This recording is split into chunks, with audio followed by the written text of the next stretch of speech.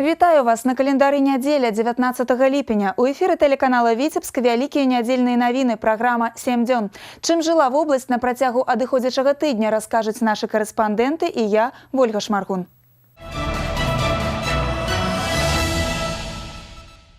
Абласны бюджэт па прагнозах сёлета можа недаатрымаць каля 280 мільярдаў рублёў. На гэтым тыдні на пазачарговай 13-й сесіі абласнога савета дэпутаты прынялі праект рашэння, які прадугледжвае пераразмеркаванне бюджэтных сродкаў. Ці закране секвестр сацыяльную сферу, пацікавілася Інна Кірыенкава. Скарачэнне доходнай часткі абласнога бюджэту выклікана падзеннем аб'ёмаў вытворчасці рэальнага сектара эканомікі. Паступленні ад падатку на прыбытак склалі нямногім больш за 200 мільярдаў рублёў, што складае толькі чвэрць ад гадавога плана. Расходы перавысілі доходы на 346 мільярдаў, што абумовіла дэфіцыт бюджэту. Назіраецца рост крэдыторскай запазычанасці, якая ўжо дасягнула 340 мільярдаў рублёў. Наибольшие суммы задолженности сложились по областному бюджету, это 123 миллиарда, бюджету города Витебска 94, Аршанского района 17, Полоцкого 16, Чашникского 4. Між тым, сёння востра стаіць пытанне аб аказанні фінансавай падтрымкі арганізацыям аграпрамысловага комплекса на абнаўленне парка сельгасмашын. На гэтыя мэты вырашана накіраваць сродкі інавацыйнага фонду, а гэта 40 мільярдаў рублёў. Дэпутаты таксама падтрымалі прапанову аб выдзяленні з бюджэту яшчэ 10 мільярдаў рублёў на правядзенне сельскагаспадарчых работ, у тым ліку на закупку паліва. Пры гэтым істотна зменшацца расходы на фінансаванне дзяржаўнай праграмы захавання і выкарыстання меліяраваных земляў. Дэпутаты адзінадушна падтрымалі праект рашэння, які прадугледжвае пераразмеркаванне бюджэтных сродкаў. Витебскому трамвайно-троллейбусному управлению выделяются средства в сумме 4 миллиарда 400 миллионов рублей на погашение лизинговых платежей по трамваям и троллейбусам, поставленным еще в 2012-2013 годах. Управлением жилищно-коммунального хозяйства облисполкома внесено предложение о направлении райисполкома средств на текущий ремонт жилищного фонда в сумме 11 миллиардов 750 миллионов рублей. Пры гэтым скарачэнне фінансавання ні ў якім разе не закране сацыяльную сферу. Пэўныя сродкі выдзяляюцца на правядзенне рамонтных работ шэрагу устаноў аховы здароўя. Сітуацыя з выкананнем бюджэту значна ускладняецца і тым, што вобласць недаатрымае значную частку рэспубліканскіх датацый, а гэта 420 мільярдаў рублёў. И то, что даже мы планировали, я просто к тому говорю, что и иногда есть очень много предложений, какие-то работы выполнить, но сегодня мы уже видим, что второе полугодие, конечно, будет не легче. Мясцовыя ўлады прымаюць меры па стабілізацыі эканамічнай сітуацыі ў рэгіёне і выкананне сацыяльных абавязацельстваў на асобым кантролі. Інна Кірыенкава, Леонид Табола, навіны Віцебск. Ліквідацыя запазычанасці па заработнай плаце – адно з галоўных патрабаванняў да кіраўнікоў прадпрыемстваў. Асаблівую заклапочанасць аблвыканкама выклікаюць сельскагаспадарчыя прадпрыемствы, на долю якіх прыходзіцца больш за 90% даўгоў. Пра прычыны і шляхі вырашэння праблемы гаварылі на калегіі камітэта па працы, занятасці і сацабароне Віцебскага аблвыканкама. Прысутнічала там і наша здымачная група. При агульным росце сярэднямесячнай заработнай платы на Віцебшчыне актуальнай застаецца своечасовасць яе выплаты. Калі на 1 красавіка сума зарплатных даўгоў па вобласці складала 88 мільярдаў, то да сённяшняга дня яна вырасла яшчэ на 8 мільярдаў. Гэта пры тым, што колькасць арганізацый даўжнікоў застаецца прыблізна аднолькавай – 175. У асобных раёнах запазычанасць накапілася за некалькі месяцаў. Задержка выплаты заработной платы связана с экономической ситуацией на тех предприятиях, которых это коснулась проблема. А какие они? Здесь, если взять этот процент за 100, то 97,5, 97,7% это предприятия сельского хозяйства. Аднак без грошай застаюцца не толькі працаўнікі вёскі. Сёння на Віцебшчыне ідзе ліквідацыя двух арганізацый – Віцебскай чараўніцы і Верхнядзвінскага ПМК-44. На мяжы банкрутства яшчэ 3 – Віцебскі КІМ, камбінат шаўковых тканін і Глыбоцкі купцоў. І зразумела, яны не разлічыліся са сваімі работнікамі па зарплаце. Имеет просроченную задолженность 5 промышленных организаций на сумму 10,1 миллиарда рублей, 4 строительной организации на общую сумму 3,1 миллиарда рублей. Также предприятие бытового обслуживания, это Братсковское РКБО. И одна организация материально-технического снабжения, это Витебск, СНАП, Нелеоводхоз, город Витебск. Задолженность по которому на сегодняшний день составляет 54,2 миллиона рублей. Персанальную адказнасць за своечасовасць выплаты заробку супрацоўнікам нясуць кіраўнікі. З пачатку года ўжо больш за 600 чалавек на Віцебшчыне прыцягнуты да адміністрацыйнай адказнасці за парушэнне тэрмінаў. Аднак меры пакарання чаканага выніку не прыносяць. Перапрацоўчыя прадпрыемствы увязлі ў крэдытах і не могуць разлічыцца з сельгасарганізацыямі за пастаўленую прадукцыю. Бюджэтнае фінансаванне і аб'ёмы крэдытавання будаўніцтва скарачаюцца, плюс запазычанасці арганізацый па плацяжах у бюджэт. Карціна атрымліваецца невясёлая. Грошай на зарплату няма. Улады выпрацавалі меры па стабілізацыі сітуацыі, у першую чаргу фінансава-эканамічнага становішча прадпрыемстваў. Прымяняюць у раёнах і натуральную форму аплаты працы. Аднак абласныя улады чакаюць ад мясцовых больш канкрэтных крокаў. Не я должен вам эти схемы предлагать, а вы должны предлагать. А что уже там не решается, вносите предложения, будем решать. А так получается так, да, у нас в районе мясомолпром нам не платит, поэтому у нас зарплата в сельском хозяйстве, в этом секторе народного хозяйственного комплекса в районе не закрыта. Вот констатация факта. Мы с вами должны понимать, что уровень заработной платы только в взаимоувязке с ростом производительности труда. И это дело руководителя предприятия с его штабом, с администрацией и коллектива предприятий.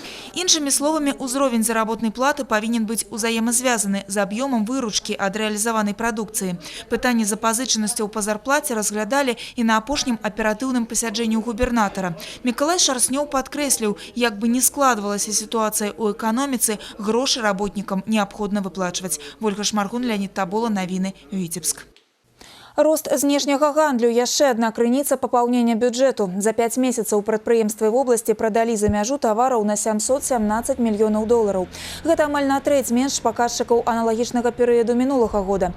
Між тым, цікавасць да прадукцыі беларускіх вытворцаў і сумеснага бізнесу праяўляюць заходнія прадпрымальнікі. Пра гэта гаварыў падчас беларуска-славацкага бізнес-форуму, які праходзіў у Віцебску, надзвычайны і паўнамоцны пасол Славацкай Рэспублікі ў Беларусі Мирослав Мойжита. Мы открываем сейчас восток Беларуси, поэтому мы открыли почетное консульство здесь. И здесь мы видим, можно и больше возможностей, чем на Западе. Потому что наши экономики, они сходные экономики. Понимаете, в одном смысле, что они ориентированы на экспорт. Вы не можете без экспорта, словацкая экономика тоже не может.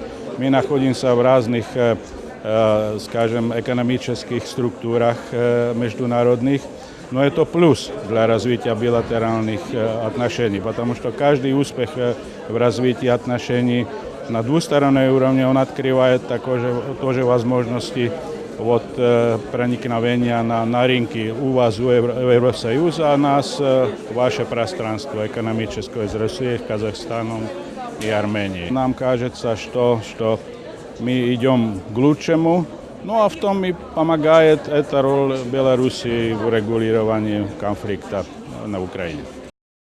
Стварэнне і развіццё прамысловых кластараў у Беларусі абмяркоўвалі на гэтым тыдні ў Віцебску. На вязным пасяджэнні Савета па развіцці прадпрымальніцтва, якое прайшло на базе кампаніі холдынгу «Беларуская гарбарна-абутковая кампанія «Марка», удзельнікі азнаёміліся з арганізацыяй вытворчасці і збыту прадукцыі.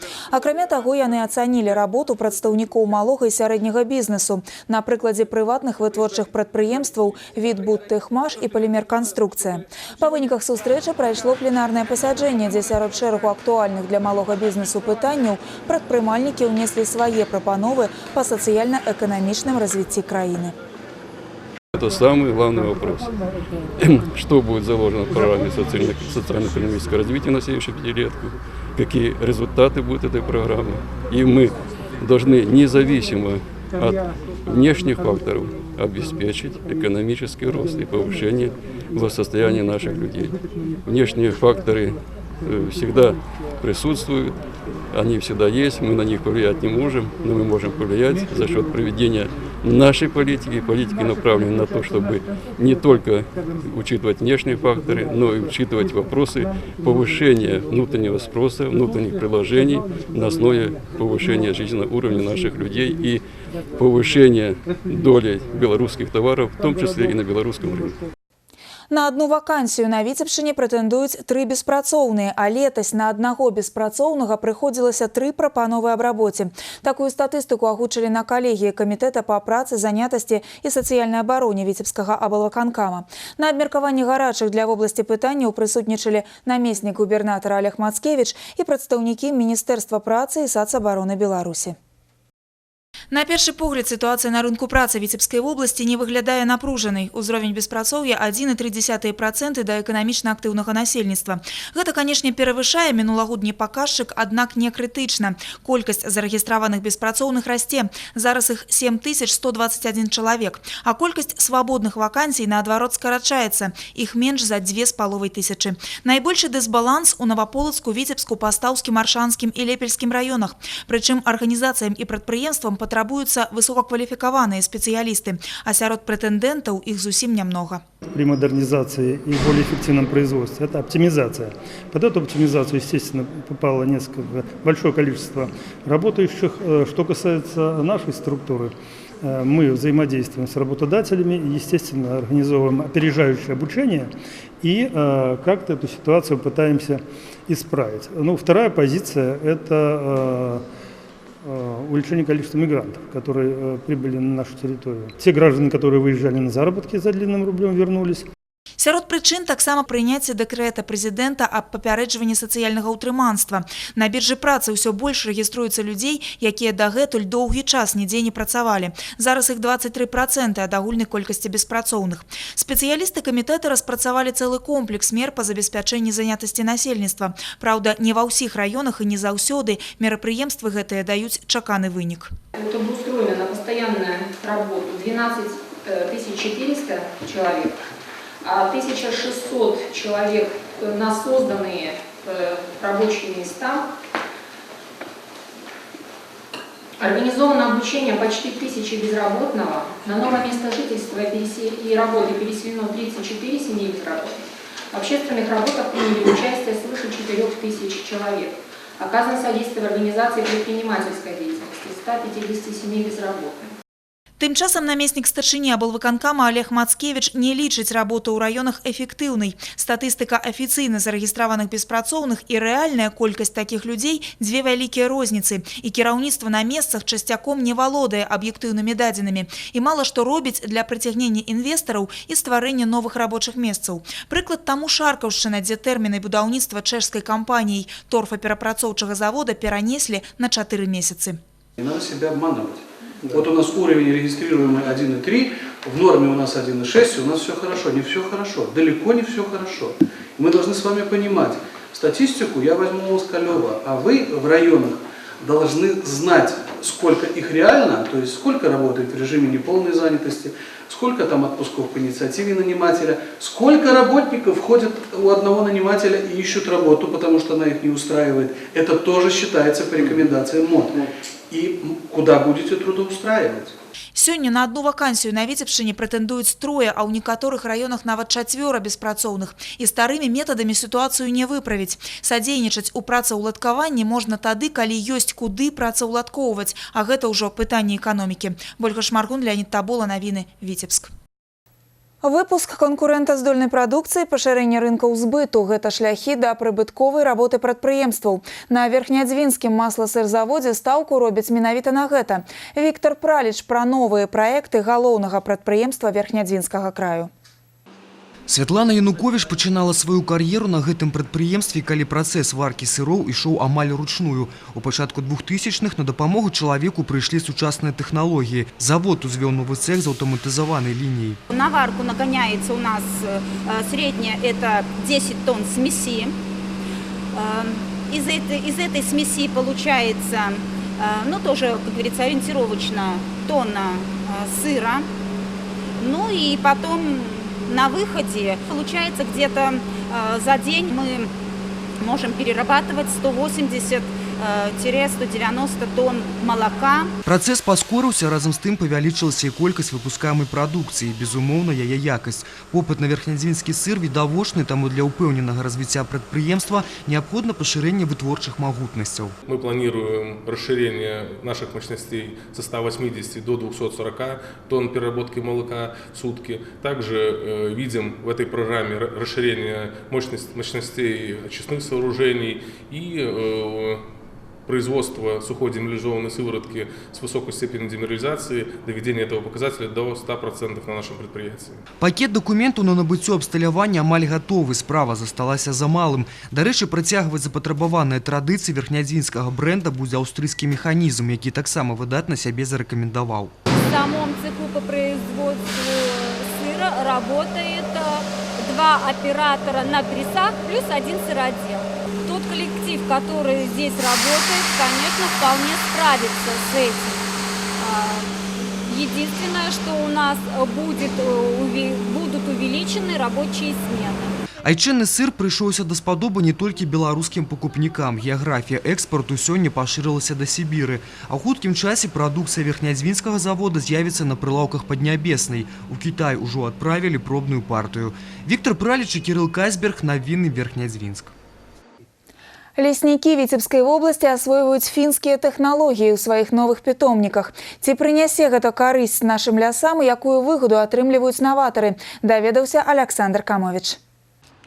Буйныя лесапітомнікі ў Беларусі засталіся яшчэ з савецкіх часоў, праўда, іх рэсурсы сябе вычарпалі. Зямля стала малапрыгоднай.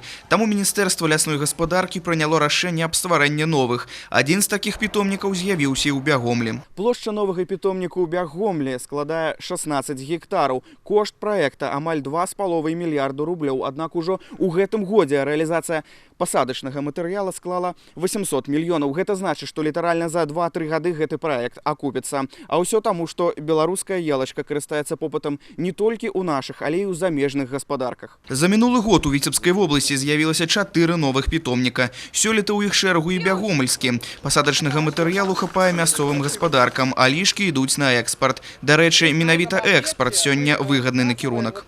Основная задача, конечно, обеспечение для себя, но нам на наши объемы посадок хватило бы и меньшего питомника. Ну, стараемся завоевать рынки сбыта, прежде всего, на экспорт. За мінулы год Віцебская лясная гаспадарка рэалізавала саджанцаў на 6 мільярдаў рублёў. Сёлета прадалі ўжо на 10 мільярдаў. У многім такі результат стаў вынікам увядзення новых тэхналогій вырошчвання і пасадкі. Поставлено президентом во время посещения селекционного центра под Минском в прошлом году, в августе, поставлена задача о переходе ведения лесного хозяйства на опыт ведущих государств. В частности, президент сказал Финляндии, то есть выращивание посадочного материала с закрытой корневой системой, что мы сегодня и видим. И в Витебской области этот опыт уже в прошлом году немножко у нас были недоработки. В этом году мы уже видим, как в Витебской области выращивается посадочный материал не хуже, а по некоторым параметрам и лучше, чем у наших зарубежных партнеров. Пераняць вопыт наших леснікоў прыехаў і генеральный директор лясной гаспадарки Молдовы Юрий Апостолаки. То, что я сегодня увидел здесь, конечно, это передовые методы ведения питомниководства, передовые методы ведения лесовосстановительных работ, столь необходимых для лесного хозяйства Республики Беларусь. Вот искренне поздравляю еще раз лесных работников Беларуси с теми результатами, которые я у них сегодня увидел. У рамках рэспубліканскага семінара лясных гаспадарак леснікі з усёй краіны пазнаёміліся з опытам вядзення гаспадаркі на Віцебшчыне. У вобласці праведзена сур'ёзная праца, а тыя аб'ёмы і якасць пасадачнага матэрыялу дазваляюць як зарабіць грошы, так і абараніць адно з галоўных багаццяў нашай краіны – лес. Александр Камович, Александр Прыстаўка, навіны Докшыцкі раён. У Віцебскай вобласці сёлета будзе ўведзена 290 тысяч квадратных метраў жылля. Амаль 15 тысяч з іх запланавана пабудаваць на Пастаўшчыне. Сёння тут пражываюць звыш 20 тысяч грамадзян. З іх маюць патрэбу ў атрыманні жылля 1300 чалавек. Зараз у новым мікрараёне завяршаецца будаўніцтва 60-кватэрнага дома, і да канца бягучага года побач будуць узведзены яшчэ 2 на 1000 навасёлаў. Прадугледжаны і сацыяльныя кватэры. Паралельна з жыллёвым будаўніцтвам у раёне працягваюць працягваецца рэканструкцыя і мадэрнізацыя прамысловых аб'ектаў. Не достроили наш льнозавод, это процентов на 85 работы выполнено. Вот в этом году мы должны завершить работы. Небольшие работы по 4-й очереди практически идут молокозавода, достраивается. Ну и, конечно, важнейшее направление – агропромышленный комплекс. И здесь у нас роботизированная ферма в Новоселках Луча и деревня Колзаны. Мы сдали 1,5 года назад первую очередь. Вот сейчас планируем буквально в течение месяца завершить строительство второй очереди, еще 450 коров, 6 роботов, которые мы должны включить в работу. Ну а также работы идут по дорожному строительству, по строительству жилья на селе. Мы вот сейчас ведутся проектные работы, и я думаю, где-то во втором полугодии мы начнем строительство 12-квартирного дома в Хацілах Агро. Пашырэнне эканамічных сувязяў і развіццё гандлёвых адносін абмеркавалі кааператары краін садружнасці незалежных дзяржаў у Віцебску. Тут адбылася сустрэча ўдзельнікаў асацыяцыі Ліга нацыянальных саюзаў кааператыўных арганізацый спажыўкааперацый краін СНД. Святлана Макаева з падрабязнасцямі. На працягу 2 дзён прадстаўнікі дэлегацый Беларусі, Расіі, Грузіі, Украіны, Казахстана і Малдовы знаёміліся з дзейнасцю кааператараў в обласці, наведалі аб'екты грамадскага харчавання, рознічнага гандлю, прыдарожнага сервісу, а таксама пераапрацоўшы прадпрыемствы Дохшацкай, Лепельскай, Витебской спажыўкааперацыі. Потребкооперация Беларуси является лидером в странах СНГ. Мы готовы брать сейчас и вот у витебских кооператоров при открытии гастрономов Центра Союза в Москве, потому что эта продукция экологически чистая, она, как говорится, правильная, она сделана по советским ГОСТам, и мы в ней заинтересованы. Падчас сумесных пасяджэнняў старшыня Віцебскага аблвыканкама Мікалай Шарснёў адзначыў, што ў вобласці створана моцная спажывецкая сетка, якая займаецца нарыхтоўкай і перапрацоўкай сельгаспрадукцыі, арганізацыяй гандлю і грамадскага харчавання. Рознічны таваабарот за мінулы год склаў $350 мільёнаў. Паслугамі ахоплена 4,5 тысячи населенных пунктов. Они обслуживают сегодня более 500 000 населения Витебской области. В том числе практически все население нашего аграрного сектора. Это порядка 300 000 человек. В нашей области сегодня нет ни единого населенного пункта, где нет обслуживания населения. Кіраўнік вобласці дадаў, што для эфектыўнай дзейнасці Лігі кааператараў краін СНД неабходна выстраіць агульную эканоміку для стварэння сумесных прадпрыемстваў, а не толькі ўмовы для перамяшчэння тавараў. Удзельнікі Лігі, пазнаёміўшыся з напрамкамі дзейнасці беларускіх спажыўкааперацый, адзначылі, што тут актыўна развіваюць сацыяльны накірунак у абслугоўванні насельніцтва. Мы делаем 70 видов услуг населению, которые очень востребованы в сельской местности. 94% объема товарооборота у нас происходит за счет реализации товаров отечественного производства. Напрыканцы сустрэчы былі акрэслены канцэпцыі па ўдасканаленні развіцця спажывецкіх кааперацый і ўмацавання больш цесных кантактаў на рэгіянальных узроўнях. Святлана Макаева, Леонид Табола, навіны Віцебск.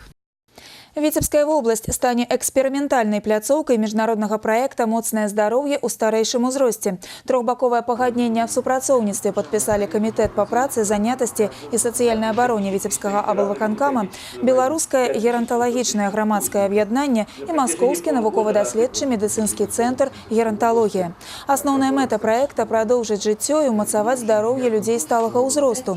На Віцебшчыне амаль кожны 4-ы пенсіянер. І трэба падрыхтаваць персанал для работы с пожилыми людьми. Займаться навучаннем кадров будут у Российском медицинском центре геронтология. Подписано трехстороннее соглашение о сотрудничестве, в рамках которого, конечно же, в первую очередь будет вся работа направлена на повышение качества жизни нашего пожилого населения. Также благодаря этому сотрудничеству огромное внимание будет уделяться обучению наших кадров, те, кто будет работать и работает с данной категорией. Мы провели предварительную подготовку, мы изучили лучший мировой опыт, мы изучили опыт таких стран, как Чехия, как Германия, Франция, Португалия, Российская Федерация, Литва и так далее, и выбрали те модели, которые подходят к нам как ментально, так и по социально-экономическим условиям. И вот представители Витебской области. Они участвовали и в очных, и в дистанционных программах предварительной подготовки проекта. И, по сути дела, это те инновации, которые уже апробированы в некоторых других странах.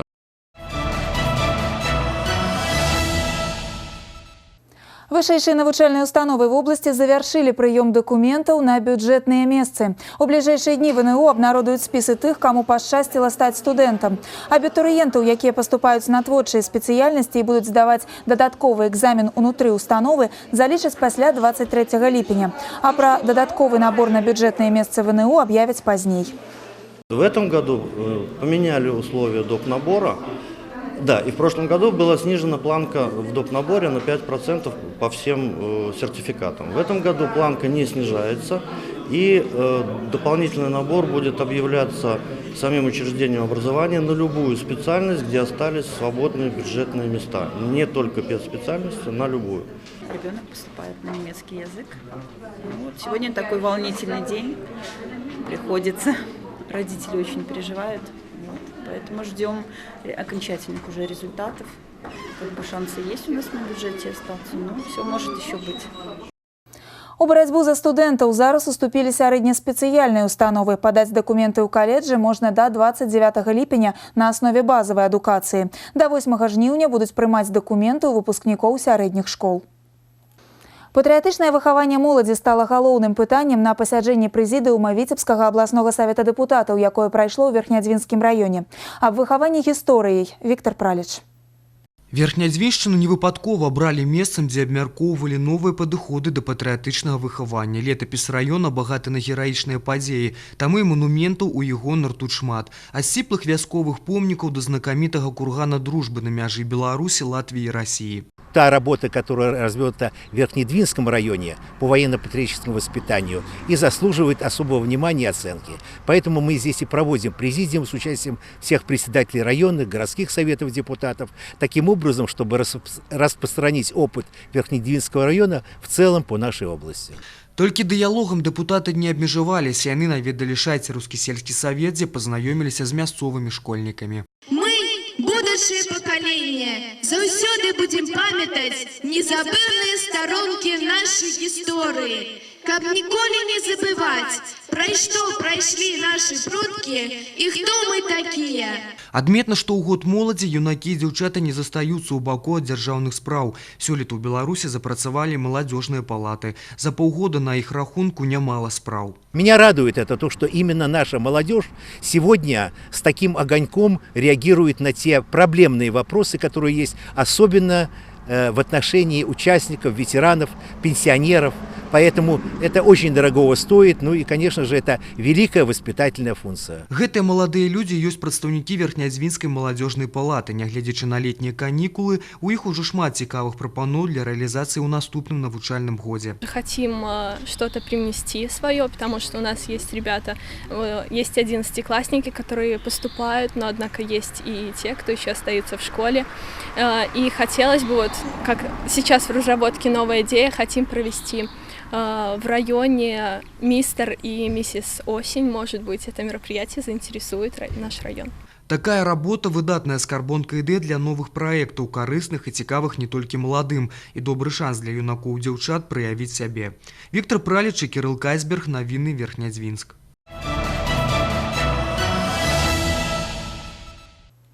З-за непрофессионализму хирургов шестикласснику ампутовали руку. Управление следчего комитета по Витебской области завершило расследование криминальной справы об неналежном выконании профессийных обовязков хирургом Дубровинской центральной районной больницы. По версии следствия, менавіта помылки врача привели до инвалидности 11-годового хлопчика Заграгарадка Якубова. Нагадаем, год тому подлеток с переломом руки был доставлен у Аршанскую поликлинику, где ему наклали гипс и отпустили до дому. Праз 3 дні пасля пагаршэння самаадчування дзіця з бацькамі звярнуліся на прыём да ўрача-хірурга раённай бальніцы. Урач не выявіў ускладненняў і не прыняў неабходныя меры, што прывяло да гангрэны левай рукі маленькага пацыента. Крымінальная справа перададзена прокурору для накіравання ў суд. В настоящее время окончательное обвинение медицинскому работнику предъявлено по части 1 статьи 162 Уголовного кодекса Беларуси ненадлежащее исполнение профессиональных обязанностей медицинским работникам, повлекшее причинение по неосторожности тяжкого телесного повреждения. В ходе расследования уголовного дела отдельное внимание уделялось причинам и условиям, которые способствовали совершению преступления. В адрес Управления здравоохранения Витебского облсполкома направлено представление о ненадлежащем исполнении медицинскими работниками своих профессиональных обязанностей и также о недопущении халатного отношения к исполнению должностных инструкций. Кроме того, в рамках расследования уголовного дела были привлечены узкопрофильные специалисты Министерства здравоохранения, а также лучшие детские врачи области и республики. Жудасная авария падчас славянскага базару ў Віцебску, калі з удзелам матацыкліста ў дарожна-транспартным здарэнні загінулі 3 чалавекі, паслужыла нагодай для адкрытага дыялогу супрацоўнікаў Дзяржаўтаінспекцыі і мясцовых байкераў. Што хвалюе вартавых дарог і ўладальнікаў стальных коняў, ведае Анастасія Навумова. Апошнія 7 гадоў Віцебская вобласць лічылася самай бяспечнай у плане аварыйнасці на дарогах, але першае паўгоддзе 2015-го перавярнула гэту статыстыку з дакладнасцю да наадварот. Са студзеня па ліпень зарэгістравана больш за 180 аварый, у якіх загінулі паўсотні чалавек. Самым аварийным месяцем за полугодие стал январь, 41 ДТП, в которых погибло 12 человек. Однако в феврале возросла тяжесть последствий. В 26 ДТП погибли 11 человек, что в сравнении с периодом прошлого года составило плюс 450%. Серьезная обстановка сложилась и в начале июля. За прошедшие две недели на дорогах области уже погибло 7 человек. Назіраецца ўсплёс дарожна-транспартных здарэнняў з удзелам мотатранспарту. На мінулым тыдні адбылася адна з самых жудасных аварый. 24-гадовы байкер на нерэгулюемым пешаходным пераходзе збіў маладую пару. 3 чалавекі загінулі на месцы. Ацэнку здарэнню далі ўсе прысутныя. Ужо зараз аўтаінспектары праводзяць спецрэйды. Все меры будут приниматься. Уже на сегодняшний день за сутки выявлено до 20 нарушений мотоциклистов, точнее, снято на видеорегистраторе, составлены протоколы. Кто ездит, прячет номера, тех, кто объезжает транспортный поток, стартует на заднем колесе прямо со светофора. Это задерживали вот этих. Может быть, это одиночки, может быть, это ваши знакомые. Я не буду сейчас утверждать. Но зачем принимать карательные меры? У нас есть много чем заниматься еще. Научитесь ездить по правилам, соблюдайте правила, и все, и никаких проблем не будет. Лідары мотоклуба «Псы дарог» таксама хвалюе і негатыўная рэпутацыя байкераў, якая склалася апошнім часам. Те, кто ездит давно, помнят, как относились горожане к мотоциклистам вообще 10 лет назад. Это было какой-то праздник. Это каждый раз, когда ты выезжал, люди рассматривали мотоцикл, задавали вопросы, улыбались, фотографировались и так далее. Сейчас последних 2-3 года, может даже больше, уже 4, больше идет негатив. Раз байкер, значит отмороженный и так далее. Поэтому мы призываем с своей стороны включить мозги и пересмотреть вообще всю стилистику и образ вообще передвижения на дороге. У мотоциклістаў, а іх сабралася больш за 50 чалавек, таксама ўзнікла шмат пытанняў. Але самай гарачай тэмай стала праблема так званых байкераў-адзіночак, якія ганяюць па горадзе на вялікай хуткасці і будзяць людзей па начах.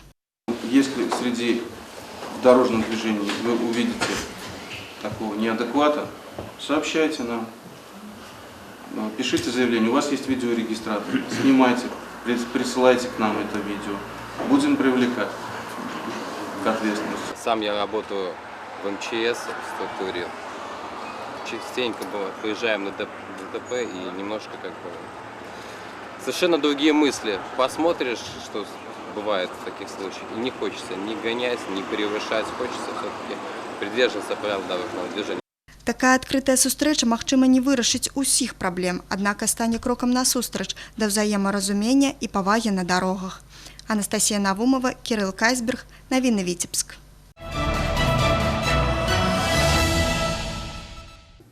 Сярэбранае стагоддзе вярнулася ў Здраўнёва. Персанальная выстава маладой беларускай мастачкі Марыны Ільяшевіч перанесла сучаснікаў у век мінулы і падарыла хвіліны захаплення прыгажосцю.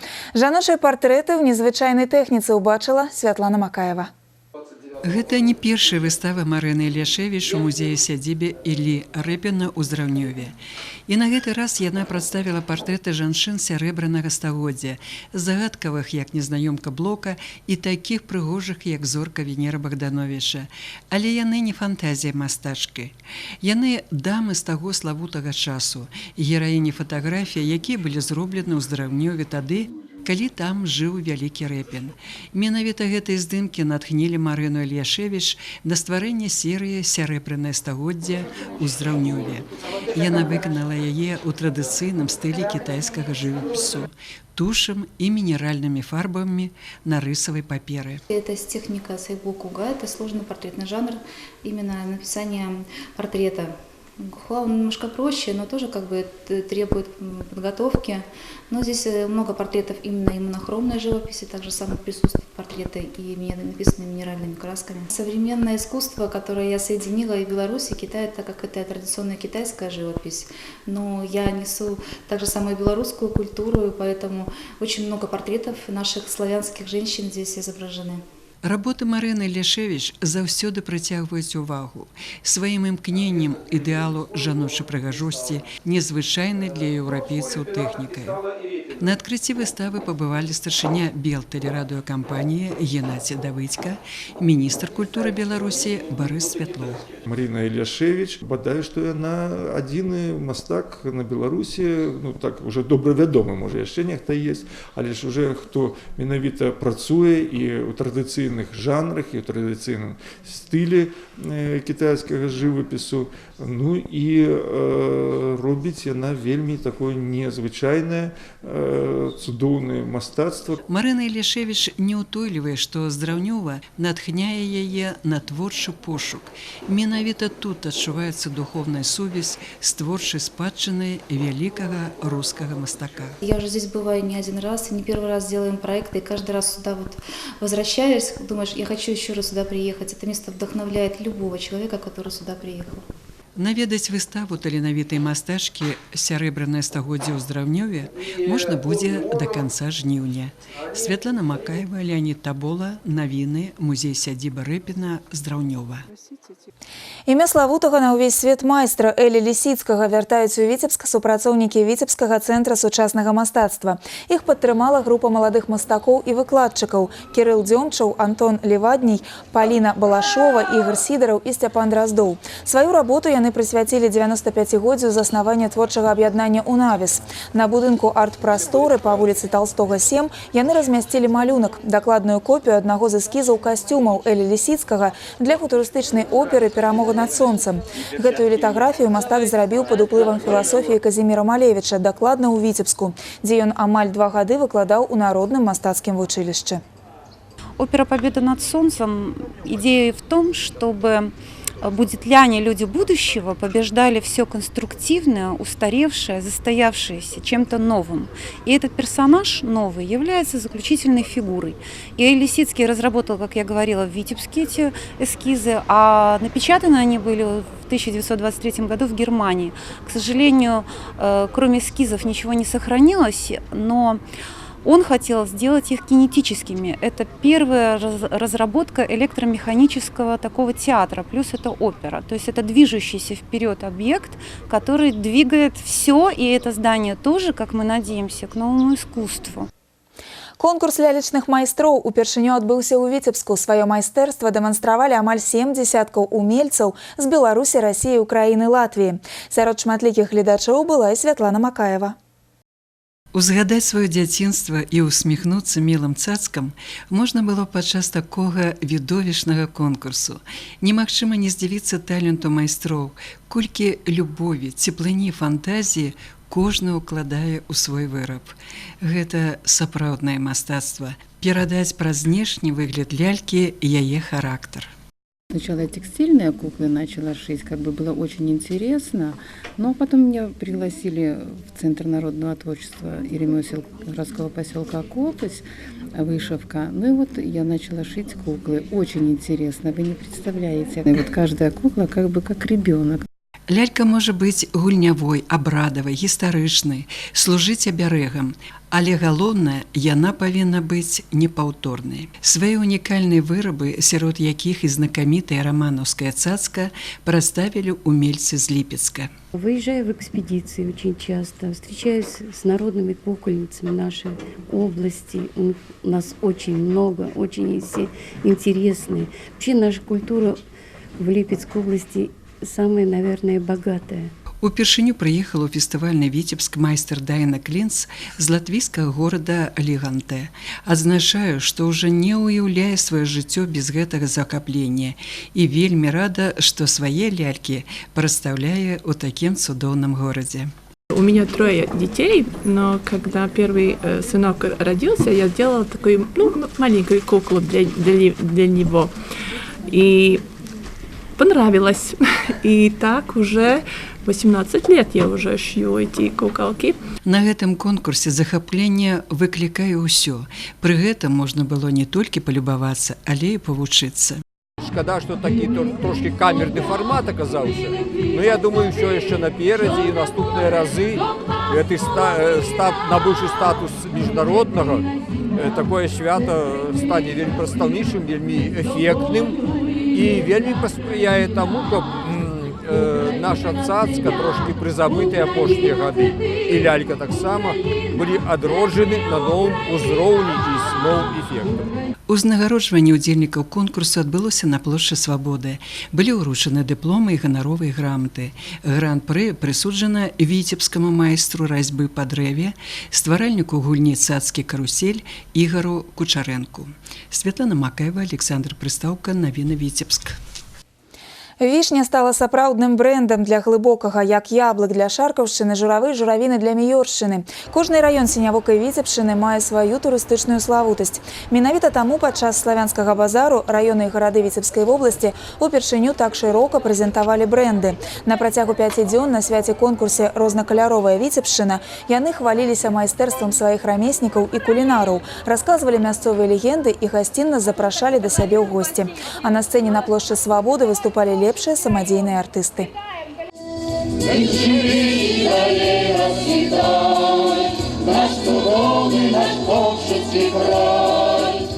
Мы сегодня приехали с представлением нашего бренда «Журавли и журавины Миёрского края». Привезли чучело, вы видели, шкуры тех зверей, которые у нас водятся. Привезли нашу национальную кухню, привезли мастеров, которыми богата Миёрская земля, мастеров по глине, будет представлять мастер-класс. Ну и, в общем-то, можно посмотреть на то, чем уникальна Миёрщина на нашем подворье. Цель мероприятия, чтобы жители города Витебска и гости фестиваля увидели все самое лучшее, что есть в наших районах Витебской области. Это и творческие коллективы, и продукция мастеров, и, естественно, достижения предприятий и организаций. Без перабольшвання можна сказаць, што Віцебск становіцца меккай пляжнага футбола Беларусі. На наступным тыдні абласны цэнтр прыме буйны міжнародны турнір, які сёлета ўпершыню пройдзе пад эгідай ФІФА. Не забудзем і пра чэмпіянат Беларусі па футболе, хоць нашы землякі і выступаюць там не лепшым чынам. І зразумела, ў жыцці заўсёды ёсць месца святу. Адкрыты гарадскі водна-спартыўны фестываль будзе ладзіцца на беразе возера Лосвіда. Пра гэта і не толькі раскажа мой калега Сергей Місурагін. Вітаю цябе, Сергей. Прывітанне, Ольга, і сапраўды наступны тыдзень атрымліваецца насычаны на спартыўныя падзеі. Футбольны чэмпіянат мінаваў свой экватар, прадстаўнікі пляжнага футболу разыгрываюць чарговы трафей, і нават хакеісты ўжо выйшлі з водпуску і пачалі падрыхтоўку да наступнага розыгрышу, але аб усім па парадку. З 23 па 27 ліпеня ў абласным цэнтры пройдзе 6-й міжнародны турнір па пляжным футболе Кубак дружбы 2015. Сёлета ўпершыню ён уключаны ў афіцыйны каляндар ФІФА. У Віцебску збяруцца 4 зборныя Беларусі, Ірана, Турцыі і Эстоніі. Дарэчы, іранцы ўваходзяць у 5 мацнейшых зборных планеты. 23 ліпеня арганізатары правядуць афіцыйную прэс-канферэнцыю ў гасцініцы Лучоса, а сам турнір стартуе 24 ліпеня на пляцоўцы ў пойме ракі Відзьбы. У футбольным чэмпіянаце чэмпіянаце Беларусі на гэтым тыдні наступіць паўза, якая вельмі неабходна віцеблянам. Выконваючаму абавязкі трэнера Сергею Ясінскаму патрэбен час, каб наладзіць камбінацыйную гульню, ды і ўмацаваць састаў справа таксама неабходная. Наступным матчам для Віцебска стане кубкавы паядынак супраць пінскай хвалі. Матч пройдзе 1 жніўня ў Віцебску. Цяпер да іншых падзей. Ігракі хакейнага клуба Віцебск выйшлі з водпуску і пачалі падрыхтоўку да чэмпіянату Беларусі. Адным з яе этапаў стане ўдзел у кубку Руслана Салея, які пройдзе ў жніўні. Сапернікамі нашых землякоў будуць Гомель, Юнацтва, Дынамо Маладзечна, Брэст і Магілёў. А ў панядзелак і аўторак у абласным цэнтры пройдуць рашаючыя заезды, адкрытыя шматдзённай рэспубліканскай велагонкі памяці заслужанага трэнера Рэспублікі Беларусь Александра Пракоф'ева. Нагадаю, што за перамогу ў асабістым заліку і агульнакамандным барацьбу вядуць спартсмены з Расіі і Беларусі. І на гэтым, Вольга, у мяне ўсё, я развітваюся з табой. Такім будзе Віцебск спартыўны ў наступныя 7 дзён. Дзякуй, Сергей, я жадаю табе атрымаць масу прыемных уражанняў у летнім адпачынку. У студыі праграмы 7 дзён сустрэнемся роўна праз месяц.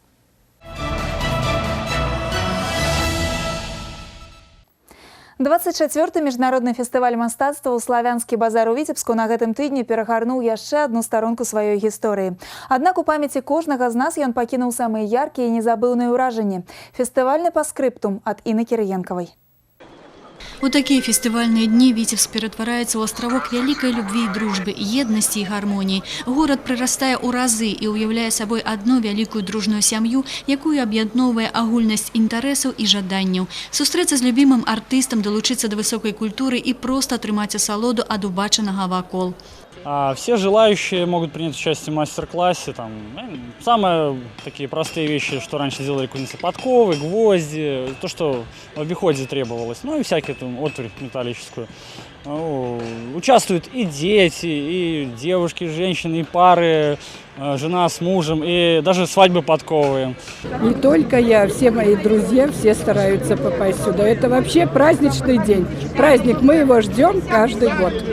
Сапраўды, дзе як не на славянскім базары можна пабачыць усю шматграннасць і разнастайнасць народнага мастацтва. Вырабы і сувеніры рамеснікаў і народных умельцаў на любы густ. Іх ахвотна набываюць усе на памяць аб фестывалі. У меня традиция единственная какая – гулять по городу мастеров и приобретать какие-то для себя мастерские красивые подделки, какие-то игрушки для подарка, может быть даже картины.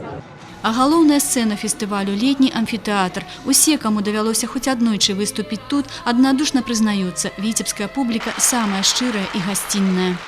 Кожны артыст з задавальненнем дорыць сваё майстэрства, не перастае здзіўляць свайго гледача і радаваць новымі песнямі. І, як заўжды, не абыходзіцца без импровизаций, сюрпризов и новых творческих идей. Я думаю, что мы классиков с хорошим репертуаром интересным мы будем сюда подтягивать, чтобы на всю вселенную развернуть сердца всех людей к музыке вообще. А классика разворачивает как ничто другое. Сердца на доброе. 24-й фестываль быў багаты на новыя творчыя праекты. Узяць, да прыкладу, фэст вулічнага мастацтва, які ахвотна прыжыўся ў фестывальнай сталіцы. Наогул багата было мерапрыемстваў для моладзі. Да і сама канцэпцыя канцэртных праграм таксама ўлічыла інтарэсы маладых. Сёлетні фестываль стаў рэкордным і па колькасці краін-удзельніц. Прадстаўнікі з 42 дзяржаў свету прадэманстравалі сваё майстэрства і тым самым даказалі сваё адзінства ў рэалізацыі ідэй міру і дабра, які нясе ў сябе фестываль. Фестиваль существует уже 24 года, сформировался определенный круг партнеров, друзей, организаторов фестивалей, продюсеров, которые заинтересованы работать в рамках ассоциации, которая их будет уже объединять непосредственно. И очень приятно, что нам оказали такое доверие, и все решили объединиться вокруг нас. Отметили высокий уровень фестиваля в очередной раз. Очень приятно слышать положительные отзывы от наших коллег, друзей, партнеров. Наступны фестываль 25-й, юбілейны. Магчыма, зменіцца сам фармат яго правядзення, павялічыцца колькасць яго ўдзельнікаў. Аднак нязменным застанецца адно – Віцебскі форум мастацтваў будзе служыць міру і ўзаемаразуменню паміж краінамі і народамі. Многое лето, многое лето, многое лето. Славянскому базару и вам всем, дорогие друзья. Інна Кірыенкава, навіны Віцебск. Нават віцебскі дождж не перашкодзіў зазяць новай зорцы на фестывальнай алеі ў Віцебску. Спецыяльнай узнагародай прэзідэнта Беларусі праз мастацтва да міру і ўзаемаразумення сёлета адзначаны заслужаны артыст Азербайджана, прафесар, доктар мастацтвазнаўства, кампазітар і акцёр Палат Бюльбюль Аглы. А яшчэ ён узначальваў журы міжнароднага конкурсу выканаўцаў эстраднай песні «Віцебск-2015». І нават падчас афіцыйнай цырымоніі, як сапраўдны маэстра і настаўнік, падтрымаў маладых выканаўцаў. В небесной вышине и в горной тишине, в морской волне и в яростном огне, и в яростном огне.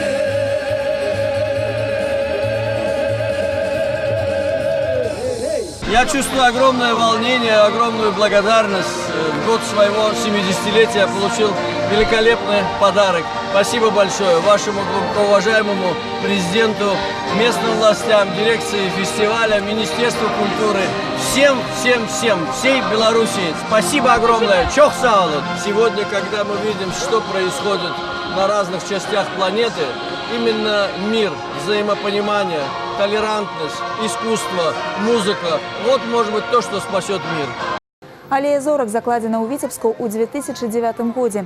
На ўваходзе размешчана стэла, павялічаная 80-сантыметровая копія прыза, які з 2005 года штогод уручаецца лаўрэатам спецыяльнай прэміі прэзідэнта Рэспублікі Беларусь праз мастацтва да міру і ўзаемаразумення. Першым яе атрымаў расійскі кампазітар Андрэй Пятроў. Пазней гэтай узнагароды былі ўдастоены Алла Пугачова, Софія Ротару, Александра Пахмутова, Валерый Лявонтьеў, Владимир Мулявин, Ігор Лучанок, Леў Лешченко і Эдита Пьеха. Славянскі базар у Віцебску адыгрывае выключна важную ролю ва ўмацаванні дружбы паміж народамі і дапамагае людзям розных нацыянальнасцяў і культур лепш зразумець адзін аднаго, адзначыў на закрыцці міжнароднага форуму прэзідэнт Беларусі Александр Лукашенко. Як развітваліся з 24-м святам мастацтваў у наступным матэрыяле нашай праграмы.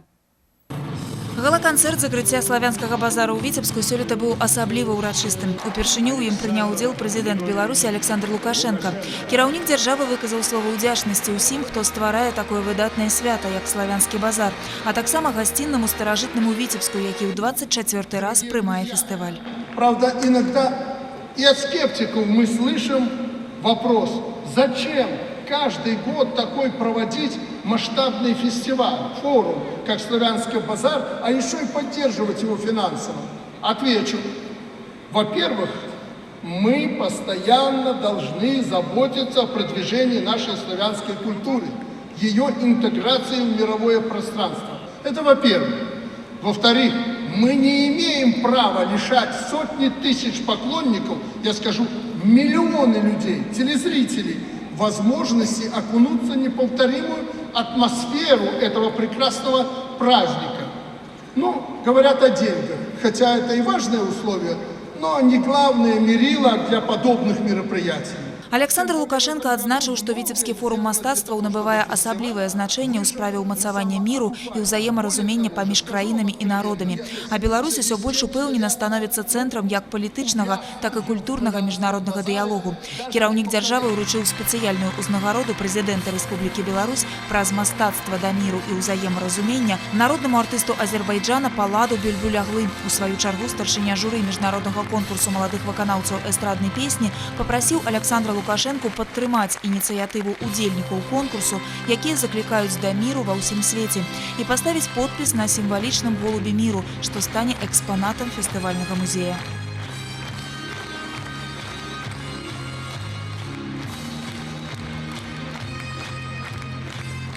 Акрамя таго, сёлета ўпершыню быў уручаны спецыяльны прыз прэзідэнту Беларусі удзельнікам міжнароднага конкурсу.